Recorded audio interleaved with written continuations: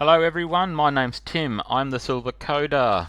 Video today might be the more things change, the more they stay the same. We're going to go all the way back to a book. Let's go to the top of the page, called Essential Pascal, written by someone everyone should be familiar with, Marco. And what we're going to be looking at is the section on dynamic arrays here. And if you do have the his latest text on Object Pascal for Alexandra version, round about page 130 for myself. If you have the Object Pascal handbook, then you'll have similar information there. Actually, you'll have more information there, but if you don't have that, well, this is a good enough place to start. So Delphi 4, they came in with dynamic arrays, modeling them after the dynamic long string type I've just covered. That's in the previous chapter, that would be. So basically you can declare an array without specifying the number of elements and allocate it with a given size using the setLength function. And the same procedure can also be used to resize an array without losing its contents. You can also make a copy of, let's say a dynamic array, and just be aware that, like I said, he shows in this example here that you have to basically, set the length before you can, assign a value to something within that array. Here, Marco's using an array of integer. In our code in the demo program, which will be available on GitHub, we're going to be working with strings, and the index of a dynamic array starts at 0 and goes to element n-1, where n is the number of elements in the array. He also says here that to learn the status of a dynamic array, you've also got the length function, a high function, and a low function. And you'll also be seeing these in action as well. For an empty array, the high value is -1. So let's put this away for a moment, and we will go back into here. I'll also give you the links to the book and the chapter we're looking at. And I have the question here: sometimes generics will maybe overkill. Something to ponder. So I have declared just a string dynamic array.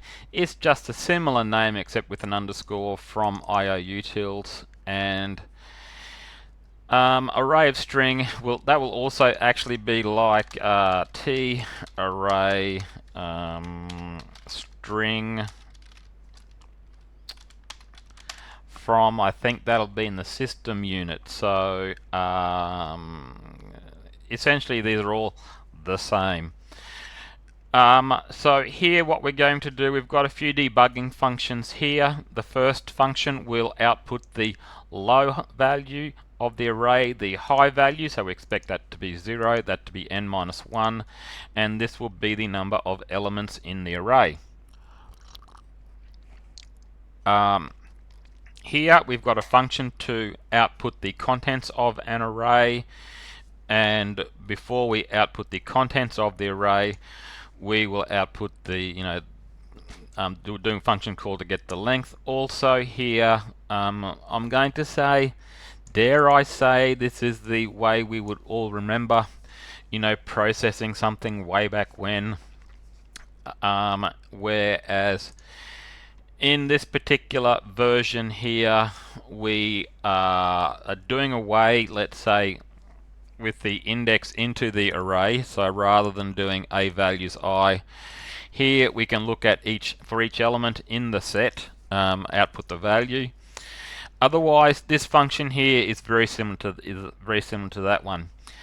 Next, as the text indicated, you can use the setLength function to increase the size of the array. So all we're really going to do here is to, given the length of the array, add 1 to it and then increase that by, by 1. And then we just add or put the new string into the last position. So now we come down to the two demo functions. We have demo 41, 42, and in the first example, rather similar to what is contained in the text where the length gets set, and then we assign values to each element.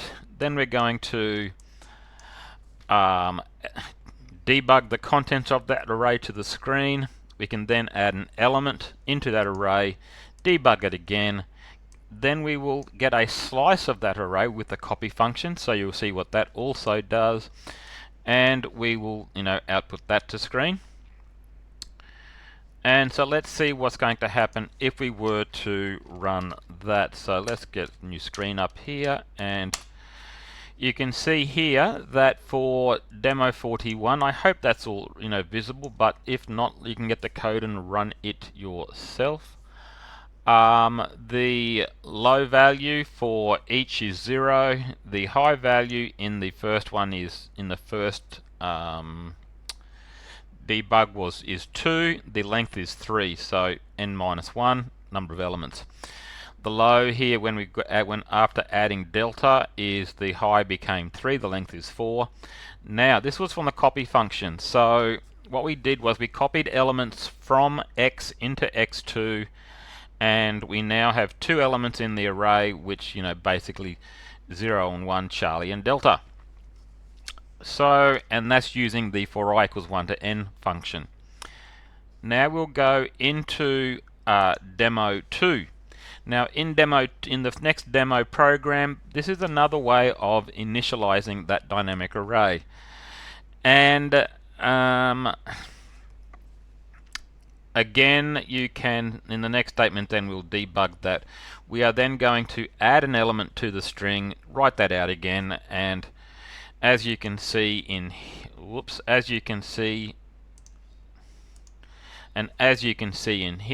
the length between each debugging, which each call to the debug function, went up by 1, the high went up by 1, and an element was added and printed to the screen. So dynamic arrays can be quite useful, especially if you have, say, so the question is, where can we use a dynamic array? Well, first of all, they're used in the string builder, or the string helper functions.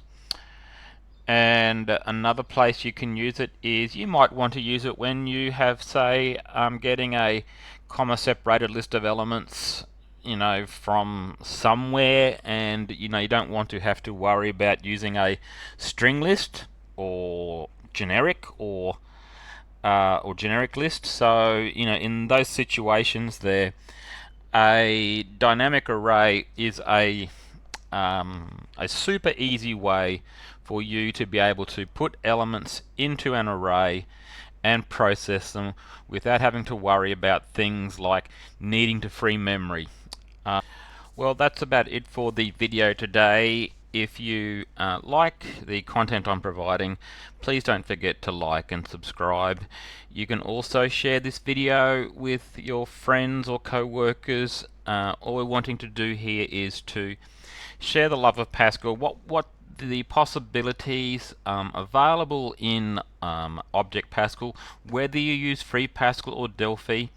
We all belong to the same community, so until next time, I'll see you later and ciao.